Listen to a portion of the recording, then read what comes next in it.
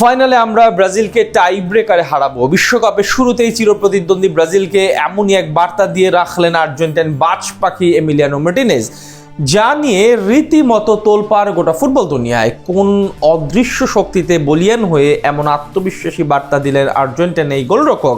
বাস্তবে বিশ্বকাপে এই দুই লাতিন পরাশক্তির দৌড়তেই বা জিতবে কোন দল? সেই সব কিছুর বিস্তারিত থাকছে রিপোর্ট। ঐতিহাসিক মারাকানা স্টেডিয়াম থেকে কাতারের লুসাইল ফাইনালে আর্জেন্টিনার শিরোপা জয়ের অন্যতম প্রধান কারণ এমি মার্টিনেজের দুর্দান্ত প্রতাপ। দিগ্বিজয়ী এই গোলরক্ষকের হাত ধরেই যেখানে ঘুচেছে আলবিসেলেস্তাদের দীর্ঘদিনের আক্ষেপ। চলমান ফিফা বিশ্বকাপের ফাইনালে চিরপ্রতিদ্বন্দ্বী ব্রাজিলের মুখোমুখি হওয়া নিয়েও এবারে দারুণ এক আত্মবিশ্বাসী মন্তব্য করলেন বিশ্বজয়ী এই ফুটবলার, যেখানে তিনি বলেছেন ফাইনালে ব্রাজিলকে ট্রাইবেকারে হারাবে তার দল আর্জেন্টিনা। আর বিশ্বকাপ মাঠে গড়ানোর সূচনা লগ্নে চিরপ্রতিদ্বন্দ্বী ব্রাজিলকে দেওয়া দিবুর এমন হুঙ্কার রীতিমতো তোলপাড় ফেলেছে গোটা ফুটবল দুনিয়ায়। বিশ্লেষকদের মতে বিশ্বমঞ্চে ডিফেন্ডিং চ্যাম্পিয়ন হিসেবে মাঠে নামার আগে আলবিসেলেস্তাদের আত্মবিশ্বাস ঠিক কোন পর্যায়ে আছে দিবুর এই একটি কথাতেই তা প্রমাণ হয়ে যায়, যেখানে শুধু ফাইনালে ওঠাই নয় বরং স্বপ্নের ফাইনালে ল্যাটিন আমেরিকার চিরপ্রতিদ্বন্দ্বী ব্রাজিলকে পেয়ে তাদের পেনাল্টি শুটআউটে হারিয়ে শিরোপা উৎসব করার আগাম বার্তা দিয়ে রাখলেন বিশ্বকাপ জয়ী এই গোলরক্ষক। কিন্তু প্রশ্ন হলো,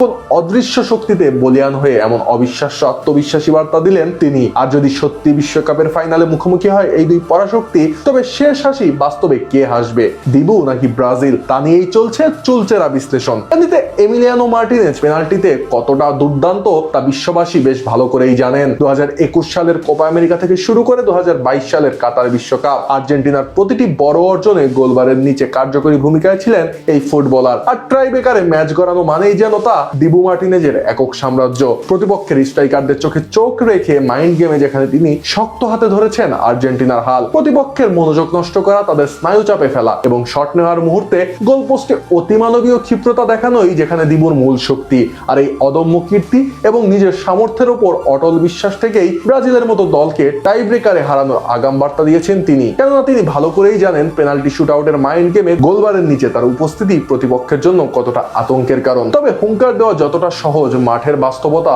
ততটাই কঠিন। ফুটবল ইতিহাসের লাতিন আমেরিকার এই দুই পরাশক্তির লড়াই মানেই যেখানে অন্যরকম এক উন্মাদনা, সেখানে পূর্বানুমান একেবারেই খাটে না। বিশ্বকাপের মঞ্চে এখন পর্যন্ত এই দুই দল মুখোমুখি হয়েছে মোট 4 বার, যার মধ্যে ব্রাজিলের জয় 2টিতে, আর্জেন্টিনার 1টিতে, আর বাকি ম্যাচটি শেষ হয় অমীমাংসিত ভাবে। তবে বিশ্বকাপের ফাইনালে এই দুই দল কখনোই একে অন্যের মুখোমুখি হয়নি। ফলে চলমান এই আসরে যদি সত্যি তেমন কিছু ঘটে তবে তা হবে শতাব্দীর সেরা লড়াই, যেখানে একদিকে থাকবে ব্রাজিলের হেক্সা জয়ের মিশন আর তরুণ তুর্কিদের গতি, অন্যদিকে থাকবে ডিফেন্ডিং চ্যাম্পিয়ন আর্জেন্টিনার শিরোপা ধরে রাখার লড়াই। সর্বোপরি দিবু মার্টিনেজের এই বার্তা কেবল একটি আগাম বার্তা নয়, বরং তা ব্রাজিলের শিবিরেও এক অদৃশ্য মনস্তাত্ত্বিক চাপ সৃষ্টির কৌশলও বটে। মাঠের লড়াই শেষ পর্যন্ত কে হাসবে তা হয়তো সময় বলে দেবে। তবে ফুটবল ভক্তদের মনে এখন একটাই প্রশ্ন, বিশ্বমঞ্চের ফাইনালে কি সত্যি দেখা যাবে এই অতিমানবীয় সুপার ক্লাসিকো?